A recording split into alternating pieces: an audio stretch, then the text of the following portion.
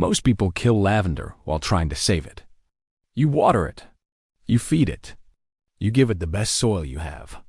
And somehow, it still dies. The stems go woody. The flowers stop coming. The leaves turn grayish and limp. And eventually you assume you just don't have a green thumb for lavender. But here's what no one tells you. Lavender doesn't want your help.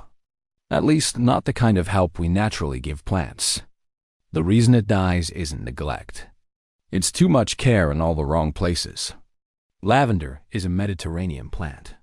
It grows on rocky hillsides in thin, dry, almost nutritionless soil under relentless sun. No irrigation. No rich compost. No protection from the wind. And in those harsh conditions, it thrives so completely that whole hillsides turn purple every summer. So when we bring it home and treat it like a houseplant, we're not being kind to it. We're suffocating it. There's one particular mistake that most people make in the first weeks of owning lavender. It doesn't look like a mistake. It feels like the responsible thing to do. And it almost guarantees the plant will struggle. We'll get to that in just a moment. Let's start with soil, because this is where most lavender stories end before they begin. When you buy a new plant, the natural instinct is to give it rich, dark, moisture-retaining potting mix. The kind that stays damp for days. The kind that's full of organic matter. For most plants, that's exactly right. For lavender, it's the beginning of a slow decline. Lavender evolved on limestone and chalky hillsides along the Mediterranean coast. Places where the soil is thin, gritty, almost mineral. Where a rainstorm passes through the ground in minutes and the roots dry out completely within hours. The plant never sat in moisture. It didn't need to. It learned how to pull everything it needs from almost nothing. When you put that same plant into standard potting mix, the roots stay wet. And lavender roots have no defense against that. They didn't evolve for it. Within weeks, fungal root rot begins. You can't see it happening. From the outside, the plant just looks a little gray, a little tired. By the time it looks seriously sick, the damage is already deep. The fix is simple. Mix your potting soil with at least 30% perlite, coarse sand, or fine grit. Some growers use even more, up to a 70% mineral mix with very little organic content at all.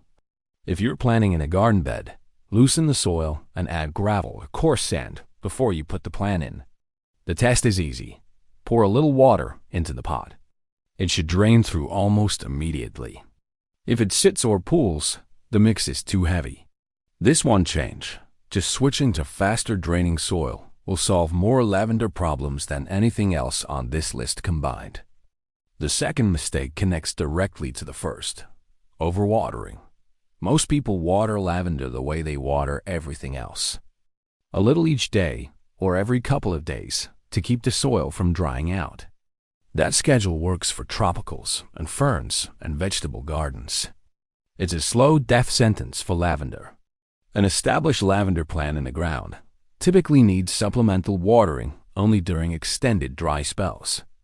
In a container, the rule is simpler. Don't water until the soil is completely dry. Not just dry at the surface. Dry 2 to 3 inches down when you push your finger in. If there's any moisture at all, wait. But here's something most people don't know about the watering question. Lavender under mild drought stress actually produces more fragrance, not less.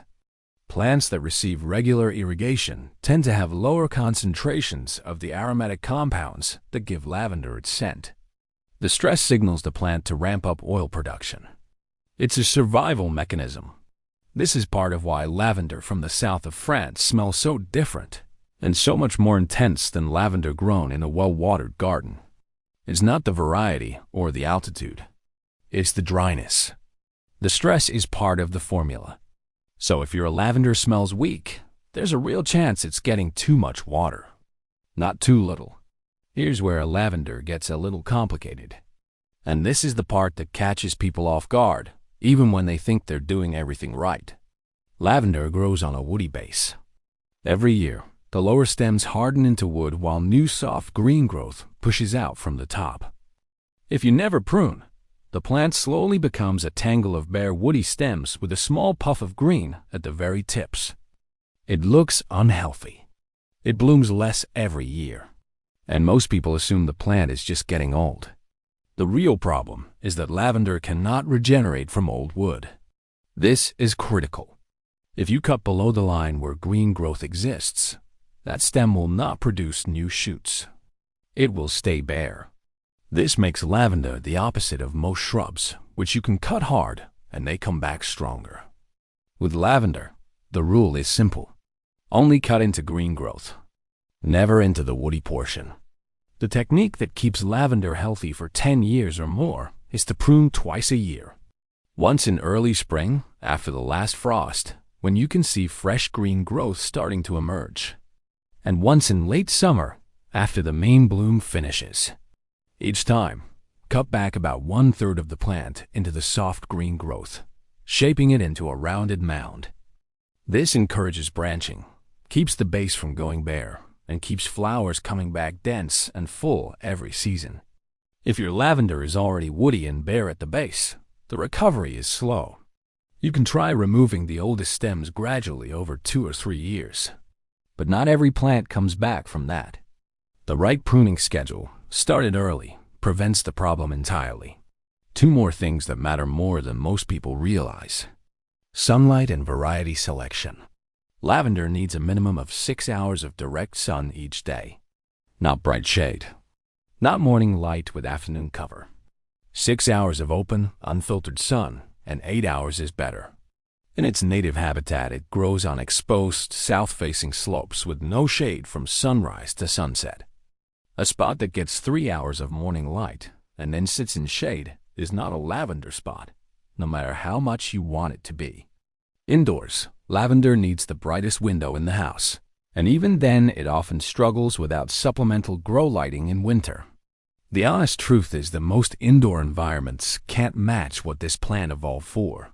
Outdoor lavender in full sun will always outperform indoor lavender, no matter how carefully you tend it. On varieties, the choice matters more than most people think. English lavender, Lavandula angustifolia, is the cold hardiest and most fragrant. It survives in zones 5 through 9 and is the classic choice for most of the continental United States. French lavender blooms almost continuously but can't handle cold winters. It's best in zones 8 and warmer. Lavandin, a hybrid variety, produces the biggest plants and the most flowers. The cultivar phenomenal was specifically bred for humidity tolerance, making it the better option for gardeners in the mid-Atlantic and the humid South.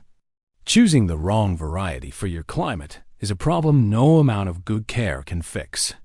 So what do you do if your lavender is already struggling? Start by checking the basics in order. Is the soil draining fast enough? Is the plant getting full sun? Has it been overwatered recently? Most failing lavender plants have at least one of these 3 issues. If the plant is still alive, but woody and scraggly, try the gradual renovation method. Remove the oldest, most woody stems over 2 or 3 growing seasons, giving the plant time to push new growth from the remaining green sections. Don't try to hard prune everything at once. That usually finishes off a plant that's already stressed. If it's too far gone, let it go. Lavender is easy to propagate from cuttings. Take a 4-inch cutting from a semi-woody stem, strip the lower leaves, and push it into a pot of damp perlite. In 4 to 6 weeks, you'll have roots. One healthy lavender plant can become many within a single season. The plant isn't fragile. It just needs different conditions than we instinctively give it. Lavender has grown wild across the Mediterranean for longer than anyone has been recording it. Without irrigation, without fertilizer, without anyone removing the spent blooms or checking the soil moisture. We don't need to do more. We need to do less, but do it in the right direction. What's been the hardest part of growing lavender for you? Drop it in the comments.